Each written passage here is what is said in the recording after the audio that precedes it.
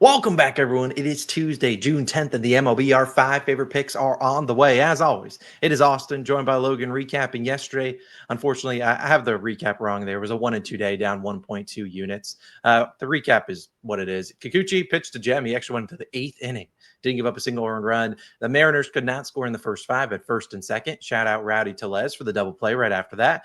And Marlins' first five, Yuri Perez just did not have it. We'll probably back him in his next start, but just did not have it. But hey, let's bounce back today. It's a Tuesday, and you know what that means. It's Dinger Tuesday, and we're doing our normal giveaway. What you got to do is go down below, comment your favorite player to hit a home run, and we're going to choose one random comment tomorrow and give you 25 bucks. We've done this the last, I don't know what, 7-8 weeks in a row. So hey, do that. Go down below. Make sure you like the video for good vibes and comment your favorite player to hit a home run. And we'll go through the comments tomorrow morning and pick out one. Just make sure you have your pick submitted before first pitch. So go do that down below. But I'm going to dive into my first pick of the day. It's going to be an under and earned runs, a market that we've actually done well on this season. One of the few markets. I know it hasn't been a good year for us, and there's still time to turn that around. But I believe we are 13-5 on earned runs prop, whether it's the over or the under. We're really good there. Let's hope this one can smack, because I'm heading out to Coors Field, where it can be a little bit dicey to take an under.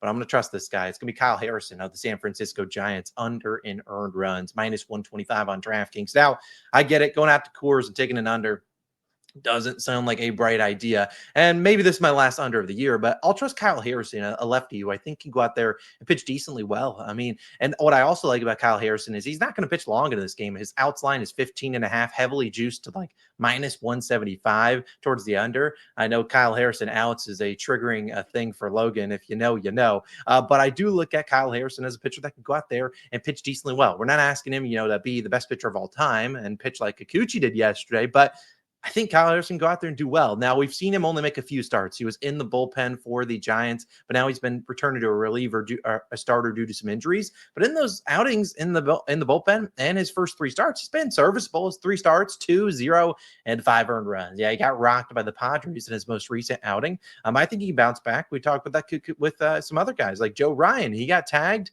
and then he bounced back in his next start. We could see that happen today for Kyle Harrison. And we've seen of the last 9 lefty starters to face the Rockies in Coors Field, 7 of those guys went under this line. Now, I do want to give those guys credit because we're talking about some really good pitchers like Max Fried, Ranger Suarez, Luzardo, Sale, etc. And Kyle Harrison, maybe he's not to the echelon of those guys, but I think he can go out there and give us a solid start. It's also worth noting he's pitched really well in Coors Field. He pitched there twice last year, once in the middle of May and then I think once in the end of July. 7 innings pitched, 5 innings pitched, 0 earned runs in both of them. So again, they don't have the greatest splits against him. He pitched well out there. They haven't seen a lefty on the mound since May 30th. That was David Peterson out at Citi Field. And so 10 days since seeing a lefty on the mound. The last lefty at home they saw was Max Fried on the 24th. I know it's crazy to back an under in Coors Field, and maybe we just look like idiots, but I really do think he can go out there and pitch decently well. Like I said, we're not expecting him to go very far, and heck, if he runs into some trouble at the 70-ish, 70, 80 pitch mark, they'll take him out, but I really think he can go out there and throw 5 innings pitched and get under this 2.5 earned runs line, and I think he can do that. So that'll be my first play of the day, under and earned runs for Mr. Kyle Harrison. Go lock in and get us a winner. Now I'm turning it over to Logan. He has a full game money line, and I think this one's a winner, so Logan, I'll give you the floor. We'll be back in the night. Yeah, I feel good about this one. I know I've been absolutely serving some L's recently. So, again, tail with caution. I mean, what's new? But I really do like this play. It's going to be the Guardians on the money line. Minus 115 odds on DraftKings is your best value there. Now, the reason I'm fading the Reds is kind of a system play. I watched what they did yesterday, and I knew that it would kind of be the tough to follow up on what they just did yesterday. They scored 6+ runs and a road win. That's tough to do, especially back-to-back games, and that's what they're looking at today. I went back through every Reds road game log, and I wanted to see how they did when they scored a lot.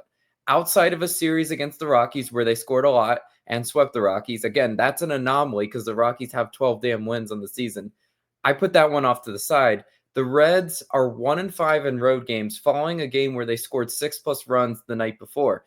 So I had to go back and just kind of pull those stats, but they're not really good at scoring a lot and then following it up the next game, especially, on the road here in this spot. It's tough to beat a team on the road 2 games in a row. I just don't like the spot for the Reds. Doesn't really matter about the matchup so much as it's a spot play too.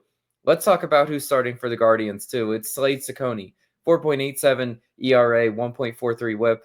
Not great numbers if you're just looking at that for Ciccone. He saw the Reds in his first start with Cleveland, went 5 innings pitched, 3 earned runs, had 8 strikeouts in that one. That's something definitely I hope can carry over into this next start versus the Reds. He was getting the swing and miss. If there's anything about Slate Ciccone, he gives up hard contact, but he also is pretty good at getting the swing and miss. So if he got the whiff in that game, I think he can do it again, once again today at home. Ciccone's home ERA is 10.38, but that all comes from one bad start versus the Angels. Really inflates his numbers, inflates his ERA as well, because if you take out that Angels game where he had 5 earned runs and only 4 1/3 innings pitched, his ERA would be just 3.38. So it'd be really respectable if you were to take out that really bad Angels start. So again, limited. We don't have a ton of starts for Ciccone. That's kind of why the ERA is what it is. But I think this is another solid start. 2 to 3 earned runs. If that's what he gives us today, we can work with that. If Reds 10th in batting average on the road, but they're 24th in strikeouts per game on the road. Again, we saw Ciccone with 8 against them in Great American Ballpark earlier. I think he can do it once again today. Reds are a swing happy team, especially the fact that they just put up so many runs. 7 runs yesterday. I really like that today. And then now we're looking at who's starting for the Reds. It's going to be Andrew Abbott, 2.18 ERA, 1.06 whip. Just like Ciccone, Abbott faced the Guardians in May, went 5 innings pitched, 4 hits, 3 walks, no earned runs. Teams have really not been able to make Abbott pay for the walks this season. That's why his ERA is so low. I was talking about it off camera with Austin. You go back, you look through all those game walks. He has a lot of walks in there, but teams still just couldn't figure out, him. Guardians are 14th in walks per game drawn at home. If they can draw some walks against Abbott, just put on some free base runners this time, I would be happy with that. His 2.5 earned run line today, barely plus value on the over. It's something he's gone over only twice this season. Interesting to note, right? If we could get 3+ earned runs on Abbott, we'd stand a really good chance of cashing this bet. One of those overs was his most recent start, though, and it was against the Brewers, where he gave up 7 hits, 5 earned runs, and 6 innings pitched. Now, there's sort of categories of pitchers. There's some that have been getting really lucky, and that you have to wait for the horseshoe to drop out of where in order to fade them. And that's what I think we're seeing with Andrew Abbott today. I think the horseshoe fell out in his most recent start, and he's vulnerable. I hope the Guardians can pounce on him today. Guardians 20th in batting average with runners in scoring position, but the Reds are 19th. So it's not like we see a huge discrepancy there with the offenses there. Bullpens, again, very neck and neck. Guardians 13th in bullpen ERA, Reds 14th in bullpen ERA. I still give the slight advantage, though, to Cleveland's bullpen. I think they're just a little bit better of a unit. Playing at home, I don't see them dropping two home games in a row to their Ohio rivals. Let's go Guardians. I love that as my favorite pick of the day. But Austin, what else are you rolling with? Yeah, I got some more, and I'm going to dive into them right now. I got another earned runs prop. This one's going to be in a parlay with the same exact pitcher, 2 very correlated lines. Let's talk about Max Fried. I like his over 17.5 outs as well as his under 2.5 earned runs. This is plus 110 on DraftKings. You can parlay it there. It's annoying that some books don't let you parlay these 2 props. Like Bet365 doesn't let you parlay outs props for whatever reason. Caesars, I don't think they allow it either.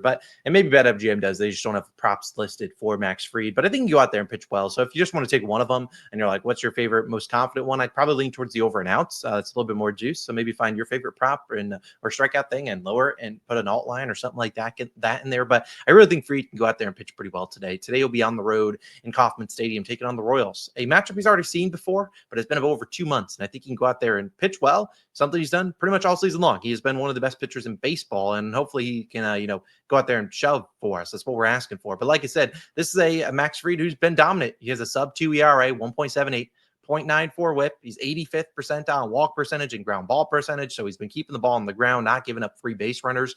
And you look at his last 11 starts, is gone over 6 innings pitched in 9 of 11 and under 2.5 earned runs in 10 of 11. Now, both these are heavily juiced towards the over or under in the respective way, but we saw him cash this parlay in 9 of his last 11 starts. He's been so good. And since May 1st, the Royals will have the 4th lowest walk percentage versus lefties. So again, this is a team that's swinging and being very aggressive at the plate, which is good for getting those outs. Now, he might give some hits, but I think he can get out of those jams. He's been really good with the runners in scoring position this season. 145 batting average allowed with runners in scoring position. Now, we've seen a lot of lefties face the Royals, and most of them have had good starts. The one that did not was the most recent one, Matthew Liberatore. He got rocked by them.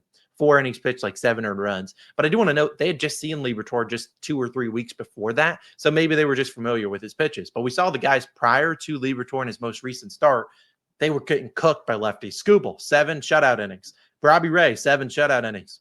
Liberatore, 6 innings, 1 earned run. Colton Gordon was the only one they also got to. I think it was his first or second career start, 4 1/3, 3 earned runs. Valdez, 8 innings pitched, 1 earned run. Crochet, 7 and 1. And then Valdez again, 8 and 2. So again, these guys are going 7 or more innings pitched, easily cooking this lineup. And maybe Fried doesn't go 7 today, but all we need is 6 and him to stay under 2.5 earned runs. They saw Fried last year. He nearly pitched a complete game shutout, 8 2/3, 0 earned runs. They did see Fried earlier this year. I will note that. He went 6 2/3, 2 earned runs. But, and you might be like, Austin, you were just talking about how they had already seen Liberatore and they knew his pitch mix. But again, the difference between Liberatore's 2 starts were 2 or 3 weeks, whereas the difference between Fried's first start versus the Royals, his second start is going to be 2 months. So I just don't see them having as much familiarity there. And heck, they can get some hits if they want up on him. Let's just hope Fried can pitch out of those jams and go 6 innings pitch, something the Yankees will want in a game 1 of the series. So again, I think at plus 110, I'll play this. Hopefully Fried's lines are not a trap. I think he can go out there and pitch pretty well. And even if he doesn't, I think he can go 6 and give up 2, which honestly would be a bad start for what he's been doing so far this season. Now we're going back to the both 1+ first 5 parlay. We got 2 of them today. One a smaller play, well, a 1-unit play. The other one a smaller play, but a much better value. These are my 2 favorite games for some runs, but I have some other games I like runs in as well. Not going back to that Mariners team. Just can't do it. So it'll go to 4 offenses I actually really like today in their spots. Here are the 4 that I really think are in for good spots. Playing this for 1 unit. Tigers versus Orioles, Cubs versus Phillies, both to score 1 in all 4 in 2. Both of these games, it's minus 109 on DraftKings. Now, we have been playing this on BetMGM. Like I said, you can play it there as well. They just don't have odds for the Orioles game right now. They might right now by the time you're watching this video. So go check out that. I think it'll be about the same odds as this one. I think these are 2 offenses in both games that can score at least 1 run. I mean, they are facing some pitchers that I think are due some regression, or maybe just some pitchers I don't respect a ton. And I think we'll see some runs at least scored early in these games. We saw, heck, if you were to go through every single game yesterday, I forget how many games we had. There's only probably 3 that didn't have it, both teams scoring 1 through the first 5. One of them was the Athletics game. One of them was the Mariners game. And I think the Cardinals was the only other game. So however many games there were, I think those were the 3 that didn't have runs. But we look at Detroit and Baltimore. Let's start with them first. Sawyer, Gibson Long, and Cade Povich are on the mounds.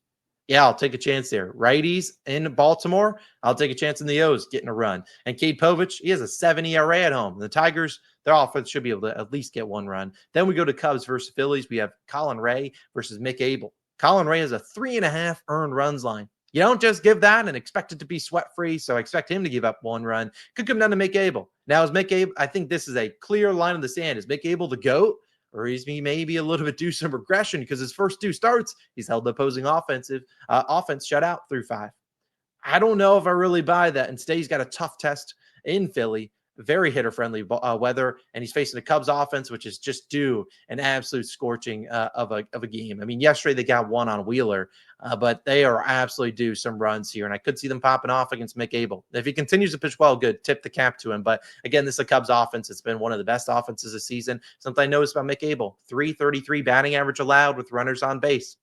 He hasn't faced a ton of guys in scoring position. Maybe the Cubs are an offense that can get some guys on base today and make him pay. They got 1 on Wheeler yesterday. Certainly they can get 1 on Mick Abel. So again, both those 2 games, 1+ runs in the first 5. If you don't know how to bet that, you go on DraftKings, you go to the first X innings tab, you'll find the first 5. Should be one of the first 2 markets there. BetMGM, very similar spot. And my final play of the day, Logan, we'll get on out of here. It's going to be this long shot. It's both the score 1+ runs in all 5 of these games. It's plus 497 on DraftKings. Again, here's the slip. I didn't feel like putting in all the logos, but I can read off the games real quick. Just playing this for a quarter unit to win back 1.25. We have the first 2 games we already touched on. Then we go to Braves and Brewers. We have Blue Jays, Cardinals, and Athletics and Angels, all to score 1 in the first 5. See if we can heat up on this market. One that's been good to us prior to the Mariners yesterday. See if we can get it done. We did a long shot a few days ago. It smacked. Let's hope we can get some runs here in the first 5. To talk on each of these games just for a quick second,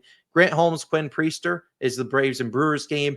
Grant Holmes with a 5.55 ERA on the road. Trust the Brewers to get at least one. Priester, he's not good. I don't trust the Braves offense a ton, but Priester's pretty dang bad. Blue Jays Cardinals is Chris Bassett versus Michaelis. Bassett, just like Grant Holmes, bad on the road, near 5 ERA. Cardinals have been shut out the last two righty starters, Yamamoto and Barrios. I think they can get something on Bassett. Miles Michaelis, man, if they can't score one on him, I'll take my L there. Athletics Angels is Mitch Spence versus Jose Soriano. Soriano, he gives up runs. He gives up hits. I think they'll get one there. Mitch Spence, he pitches well, and then he doesn't. It's just one bad pitch. Boom, it's out of the ballpark. So plus 497, I'll sprinkle on this for a quarter unit. It's going to be hard for us to get out of our hole this season without taking some long shots at plus 500 odds. Basically, I'll take a shot there. Should be better odds here than BetMGM, even though they didn't have Tigers and Orioles. Based on the price of the other 4 games, I don't see how it would be better there. So again, DraftKings, you can tail that. Those are our 5 picks. Let's have a day. A reminder, favorite Dinger Tuesday play. Go comment it down below.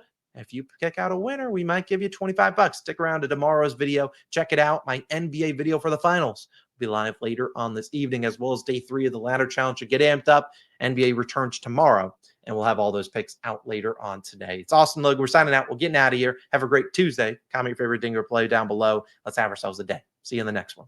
Peace.